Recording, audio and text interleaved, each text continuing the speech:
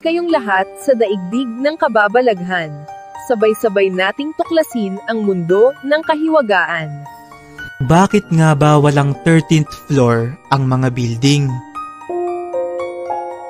Mga kaibigan, nasubukan nyo na bang pumasok sa isang elevator at nakita nyong walang 13th floor na nakalagay sa may pindutan? Madalas pagkatapos ng number 12, ang nilalagay nilang kasunod nito ay 12A o 12B o di kaya naman ay 14th floor na kaagad ang susunod. Technically, meron naman talagang 13th floor sa mga building na malalaki kung ito ay bibilangin natin ng normal, kaya lang mas pinipili na lang ng karamihan sa mga arkitekto na palitan ang pangalang 13th floor at huwag ilagay sa mga building. Ang mahiwagang tanong ay bakit nila ito ginagawa at bakit iniiwasan ang numerong to? Ayon sa aking pagsasaliksik, ito ay dahil sa paniniwalang ang number 13 ay may dalang kamalasan.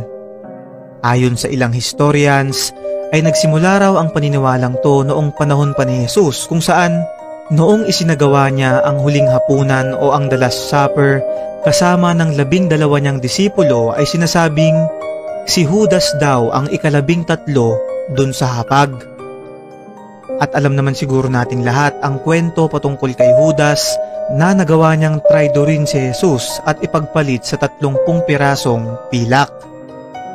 Hindi lang yan, dahil alam niyo bang noong ipinako sa krus si Jesus, ang araw na yon ay mismong Friday the 13th na isa rin sa mga naging dahilan kung bakit kinakatakutan at itinuturing na malas ang araw na to dahil ayon sa paniniwala ay lapitin daw ito ng aksidente at disgrasya kaya naman mas pinipili na lang ng iba na manatili sa kani-kanilang mga bahay tuwing Friday the 13th. Isa pa mga kaibigan ay sa Norse mythology, partikular na sa Poetic Edda na malayong mas nauna kesa sa Biblia, ay meron ding kwento dito na halos kapareho nung kwento dun sa The Last Supper kung saan merong 12 gods ang nagsasalo-salo sa isang hapunan nang bigla na lang may dumating na isa pang god na nagwala at nanggulo sa kanila at ito ay si Loki. At kung bibilangin natin ay siya ang ika-13 god dun sa hapag. Dahil dito kasama na ang kwento nung The Last Supper ay naitanim na sa isip ng mga tao na malas din daw magkaroon ng 13 na tao sa isang hapag. Hindi lang yan ang mga nangyaring kamalasan tuwing Friday the 13th dahil noong September 13, 1940 na araw din ng Biyernes ay labis na napinsala ang Buckingham Palace na tinitirahan ng royal family dahil sa mga airstrikes na ayaw nilang banggitin sa publiko ang dahilan.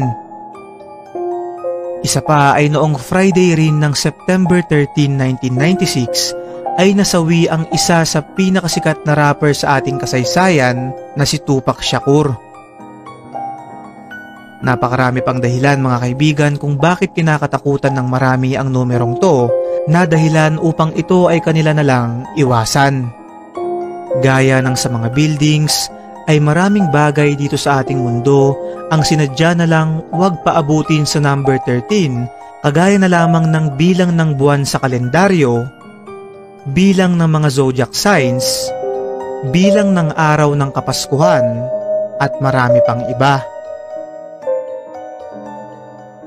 Mga kaibigan, ang mga kwento at dahilan na aking binanggit ay isa lamang sa napakaraming rason kung bakit nabigyang simbolo ang number 13 bilang isang malas na numero na di kalaunan ay kumalat sa iba't ibang panig ng mundo. Inuulit ko, ito ay isa lamang paniniwala na nakabase sa mga nangyari sa ating kasaysayan na pwede nating sabihing nagkataon lang o baka naman ito ay kabilang talaga sa mga hiwaga sa ating mundo. Ikaw kaibigan, nakakita ka na ba ng building na walang 13th floor at nasubukan mo na bang malasin sa araw ng Friday the 13th? I-comment mo sa baba ang iyong karanasan at magkakasama natin itong pag-usapan.